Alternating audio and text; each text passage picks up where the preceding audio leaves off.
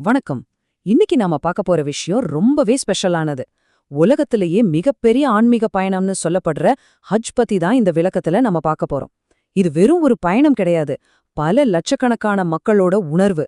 இந்த மாபெரும் கூட்டத்தோட உண்மையான அர்த்தம் என்ன, இது முழு உலகத்துக்கும் என்ன சொல்ல வருது, வாங்க விரிவாக பார்க்கலாம். சரி, நேரடியா விஷயத்துக்கு வரும். இந்த பிரம்மாண்டமான வழிகாட்டிய கொஞ்சம் பாருங்க. பார்த்த உடனே ஆச்சரியமா இருக்குல்ல? இது வெறும் தகவல்கள் கிடையாது. ஒரு மனுஷனோட வாழ்நாள் தேடல, அவனோட ஆன்மீக பயணத்தை அப்படியே கண்முன்னாடி கொண்டு வந்து நிறுத்துற ஒரு அற்புதம்.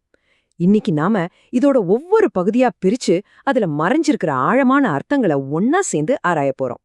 கொஞ்சம் யோசிச்சு பாருங்க.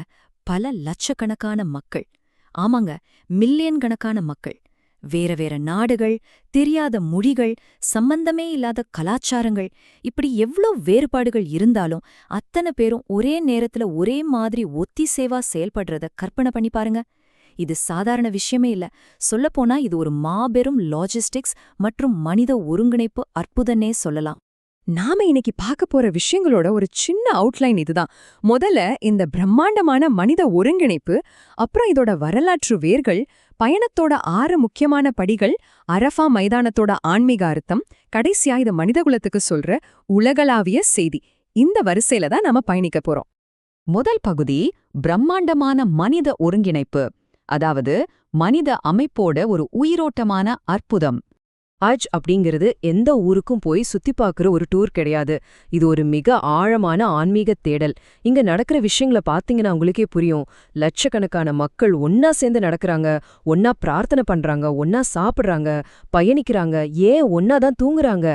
எந்த விதமான இன பாகுபாடும் இல்லாம அமைதி, பொறுமை மற்றும் ஒழுக்கத்துக்கு வரலாற்றுல இதை விட ஒரு சிறந்த உதாரணத்தை நம்ம பார்க்கவே முடியாது. இரண்டாவது பகுதி பழங்கால வரலாற்று வேர்கள். இது எப்போ தொடங்குச்சுன்னு கொஞ்சம் பின்னோக்கி பார்ப்போம்.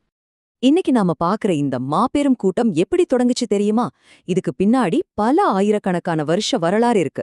இறைத்தூதர் இப்ராஹிம், அவரோட மகன் இஸ்மாயில் 2 பேரும் சேர்ந்துதான் காபா அப்படிங்கிற அந்த புனித ஆலயத்தை கட்டினாங்க. அப்போ இறைவனை வணங்கறதுக்காக மக்களை அழைக்கும்படி ஒரு தெய்வீக கட்டளை பிறப்பிக்கப்பட்டுச்சு. அந்த பழங்கால அழைப்போட விளைவுதான் இன்னைக்கு நாம பார்த்து வியக்கிற இந்த பிரம்மாண்டமான கூட்டம். மூன்றாவது பகுதி புனித பயணத்தின் 6 படிகள். இது உடலாலும் உள்ளத்தாலும் செய்யப்படுற ஒரு பயணம். இந்த ஆன்மீக பயணம் வெறும் மனசுல நடக்கிறது இல்லைங்க. உடலாலும் நாம சில விஷயங்களை செய்யணும். இதுல மொத்தம் 6 படிகள் இருக்கு. முதல்ல இஹ்ராம், அதாவது எளிமையான வெள்ளை உடை அணிஞ்சி தூய்மையான நிலைக்கு வர்றது. 2வது தவாஃப், காபாவை 7 முறை சுத்தி வர்றது. 3வது சயி, 2 மலைகளுக்கு நடுவுல நடக்கிறது. 4வது ரொம்ப ரொம்ப முக்கியமான படி, அரஃபா மைதானத்துல பிரார்த்தனையில நிக்கிறது. அப்புறம் முஸ்தலிஃபாவுல ஒரு ராத்திரி தங்குறது. கடைசியா மினாவுல தீமைகளை தூக்கி எறியறத குறிக்கிற அடையாள கல்லெறிதல். இது வெறும் சடங்குகள் இல்ல, பழைய பாவங்களை களைஞ்சிட்டு ஒரு புது மனுஷனா உருவெடுக்கிறதுக்கான முழுமையான ஆன்மீக பாதை. 4வது பகுதி அரஃபா மற்றும் ஆன்மீக பொருள். சொல்லப்போனா இதுதான் இந்த புனித பயணத்தோட இதயம். இந்த பயணத்துல பல படிகள் இருந்தாலும் இந்த அரஃபா அப்படிங்கிறது ஹஜ்ஜோட இதய துடிப்பு மாதிரி. மனுஷங்க தங்களோட ஈகோ, அந்தஸ்து எல்லாத்தையும் விட்டுட்டு ரொம்ப ரொம்ப சாதாரண ஒரு நிலையில நிக்கிறது இங்கதான். இதுல ஒரு சுவாரஸ்யமான விஷயம் என்ன தெரியுமா? அந்த எஹ்ராம் அன்னு சொல்ற எளிய வெள்ள உடை உலகத்துல இருக்கிற எல்லா ஏற்றத்தாழ்வுகளையும் உடைச்சிடுது. அங்க ராஜாவும் கிடையாது, ஏழையும் கிடையாது, எல்லாரும் சமம். இறைவன் முன்னாடி நாம ஒண்ணுமே இல்லைங்கிற பணிவும், கடந்த கால தவறுகளுக்காக கண்ணீர் விட்டு மன்னிப்பு கேட்கிற ஒரு புது தொடக்கமும் இங்கதான் நடக்குது. அந்த அரஃபா மைதானத்தோட பிரம்மாண்டத்தை கொஞ்சம் இமேஜின் பண்ணி பாருங்க. பல லட்சம் மக்கள் ஒரே இடத்துல கூடி நிக்கிறாங்க. அவங்க மொழி வேறையா இருக்கலாம், கலாச்சாரம் வேறையா இருக்கலாம், ஆனா அத்தனை பேரோட குரலும் ஒண்ணுதான்: இறைவா, எங்களுக்கு நேர்வழி காட்டு, எங்களை மன்னிச்சிடு அப்படிங்கிறது தான்.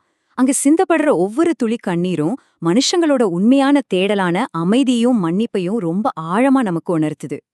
5வது பகுதி மனித குலத்திற்கான உலகளாவிய செய்தி. இங்கிருந்து நாம கத்துக்கிட்டு போற படிப்பினைகள் என்ன? ஹஜ் அப்படிங்கிறது ஒரு குறிப்பிட்ட மதத்தோட வழிபாட்டு முறையா இருந்தாலும் அது முழு உலகத்துக்கும் சொல்ற செய்தி ரொம்ப ரொம்ப பொதுவானது. ஆக இங்க நம்ம கவனிக்க வேண்டிய முக்கியமான பாயிண்ட் என்னன்னா, இந்த பயணம் ஒரு தனி மனிதனை எப்படி மாத்துது அப்படிங்கிறது தான். தனக்குள்ள இருக்கிற வெறுப்பை விட்டுட்டு அமைதியை தேடுறான், அகங்காரத்தை தூக்கி போட்டுட்டு பணிவு கத்துக்கிறான், பேராசையை அழிச்சிட்டு சக மனுஷங்க மேல ஆழமான அன்பையும் இரக்கத்தையும் காட்டுறான். மனுஷங்களுக்குள்ள இருக்கிற பிரிவினைகளை உடைச்சு ஒட்டுமொத்த மனிதகுல ஒற்றுமையும் இது ரொம்ப அழகா விதைக்குது. இந்த குறிப்பு பாருங்க, இது ஒரு மிக தெளிவான உலகளாவிய செய்திய முன்வைக்குது. மனுஷங்க அவங்களோட நிறத்தாலேயோ மொழியாலேயோ பணத்தாலேயோ உயர்றது கிடையாது. மாறாக அவங்க மத்தவங்க கிட்டயும் இறைவன் கிட்டயும் காட்டுற நற்பண்புகளால மட்டுமே உயர்றாங்க அப்படிங்கிற ஆழமான உண்மையை இது வலியுறுத்துது. இஸ்லாமியர் அல்லாத பலர் கூட இந்த நிகழ்வை கவனிக்கும்போது அதுல இருக்கிற அந்த சகோதரத்துவமும் எளிமையும் பார்த்து வியக்க காரணம் இதுதான்.